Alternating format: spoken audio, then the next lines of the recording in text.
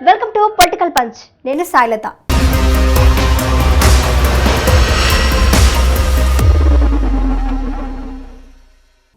మహిళా reservation bill కోసం పోరాటం చేయడమే నేరమా? మహిళా రిజర్వేషన్ బిల్లు కోసం బీఆర్ఎస్ ఎమ్మెల్సీ కవిత ఢిల్లీలో బైఠాయించారు. విపక్ష పార్టీలు సైతం ఆమెతో గొంతు కలిపాయి. ఉత్తప్పుడు బైఠాయిస్తే ఆ దారి వేరు. లిక్కర్ స్కామ్ ఇష్యూలో సరిగ్గా ఈడీ ముందు హాజరు కావాల్సిన నేపథ్యంలో వందలాది మందితో దీక్ష మొదలైంది. ఏది యాక్షన్, ఏది రియాక్షన్? ఇది పొలిటికల్ గా చాలా పెద్ద గేమ్కే తెరతీసిందా? ఏమిటా గేమ్, ఏమిటా స్కామ్? ఈరోజు పొలిటికల్ పంచ్ లో చూసేద్దాం.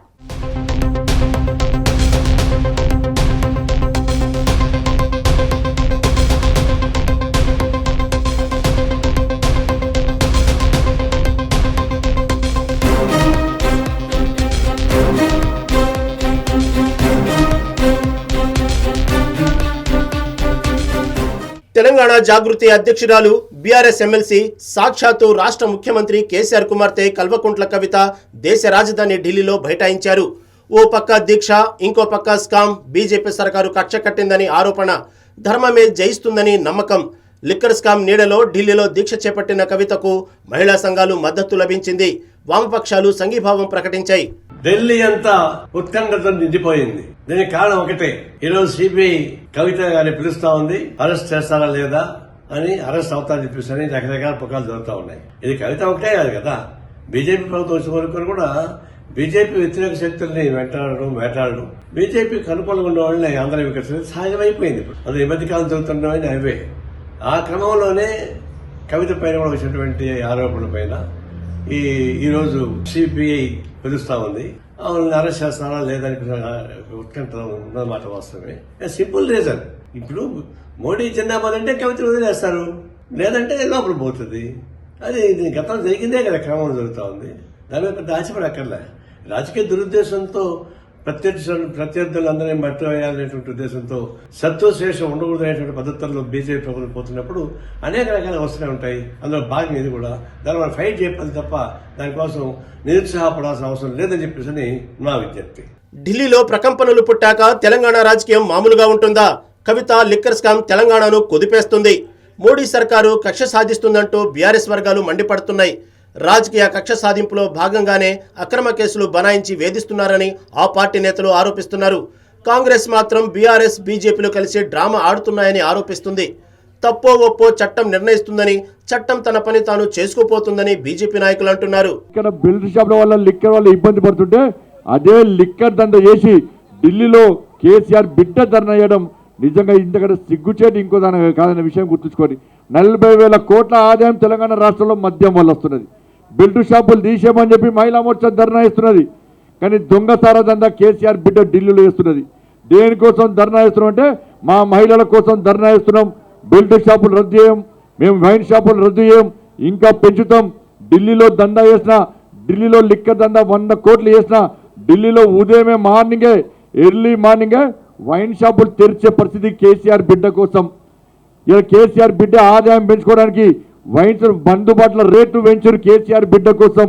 అదే కేసీఆర్ బిడ్డ అంటుంది ఇలా మహిళలు తల దించుకోరు, తెలంగాణ మహిళలు తల వంచరు. ఇలా మహిళలు తల దించుకునే పరిస్థితి దేశం మొత్తం చర్చ జరుగుతున్నది.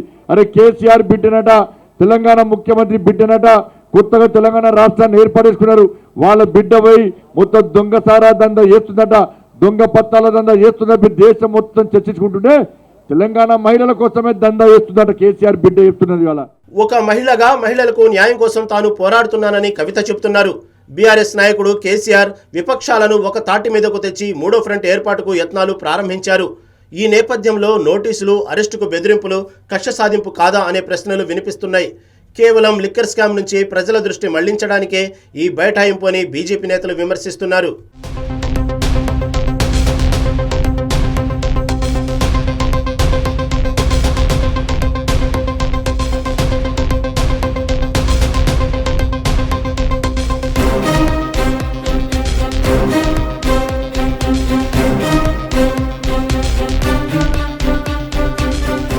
ఓ పక్కేమో లిక్కర్ స్కామ్, ఇంకో పక్కేమో కవిత పోరాటం. మహిళా బిల్లు కోసం కవిత దీక్షకు మద్దతుగా జాతీయ పార్టీలు గొంతు కలిపాయి. కొన్ని పార్టీల నేతలు కూడా పాల్గొన్నారు. వామపక్షాలకు చెందిన నాయకులు కూడా పాల్గొన్నారు. బిల్లుకు మద్దతునిస్తున్న దాదాపు 18 రాజకీయ పార్టీల వారు పాల్గొన్నారు.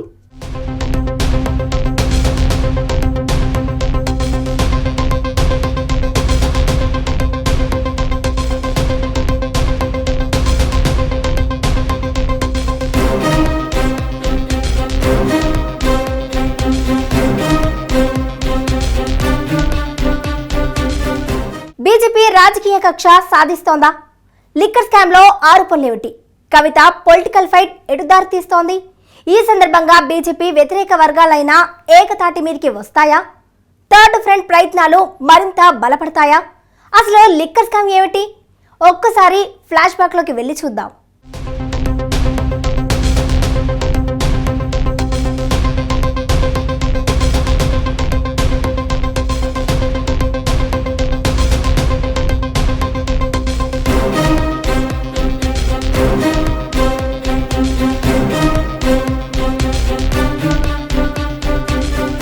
ఢిల్లీ ఎక్సైజ్ విభాగంలో అత్యంత రహస్యమైన సమాచారం ముందుగానే ఎప్పటికప్పుడు ఓ ముఠాకు లీక్ అయింది.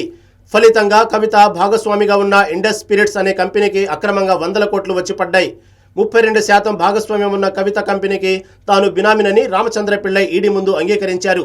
ఆయన్ను విచారించినప్పుడు తెలిసిన సమాచారం ప్రకారం కవితకు ఈడీ నోటీసులు జారీ చేసింది. అటు ఢిల్లీ ముఖ్యమంత్రి కేజ్రీవాల్కు సన్నిహితుడైన సిసోడియా గురువారం అరెస్ట్ అయ్యారు.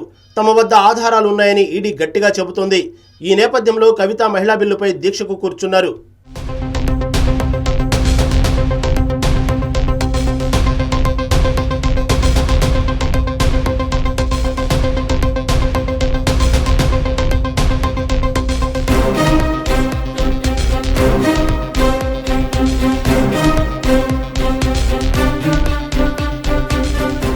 సౌత్ గ్రూప్ పేరిట లిక్కర్ బిజినెస్ చేస్తున్న గ్రూపులో కవిత తరపున పిళ్ళై బినామీగా వ్యవహరించారని ఈడీ ఆరోపిస్తుంది.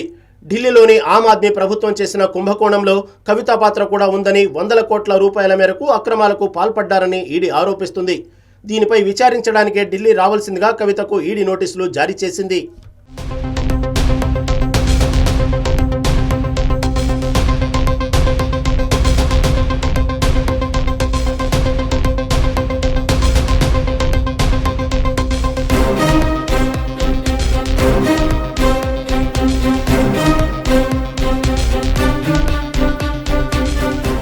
చాలా కాలంగా కేంద్రంలోని బీజేపీ ప్రభుత్వ విధానాలపై విమర్శలు గుప్పిస్తున్నందుకే కేసీఆర్ పార్టీపై బీజేపీ కక్షగట్టిందని బీఆర్ఎస్ నేతలు ఆరోపిస్తున్నారు.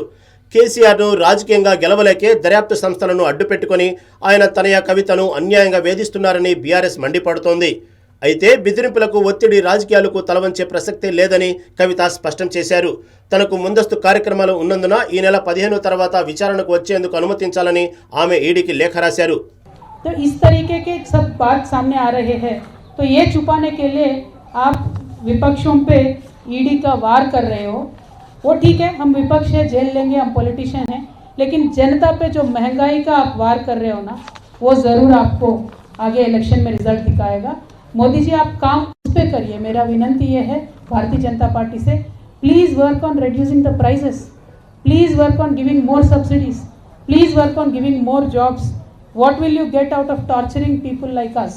आप करिए, हम बात करेंगे, हम ज़रूर फेस करेंगे ईडी को.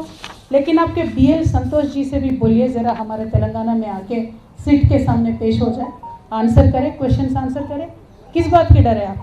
हमने गलती नहीं किया, हम तो आ रहे हैं ईडी में, हम कल भी जाएंगे. आपको जो करना है करिए, जो लीगल कोर्स है, लीगल एक्शन है, हम पूरा आपसे कोऑपरेट करेंगे.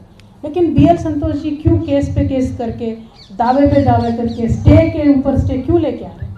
इस बात को ज़रा जनता गौर करके सोचे.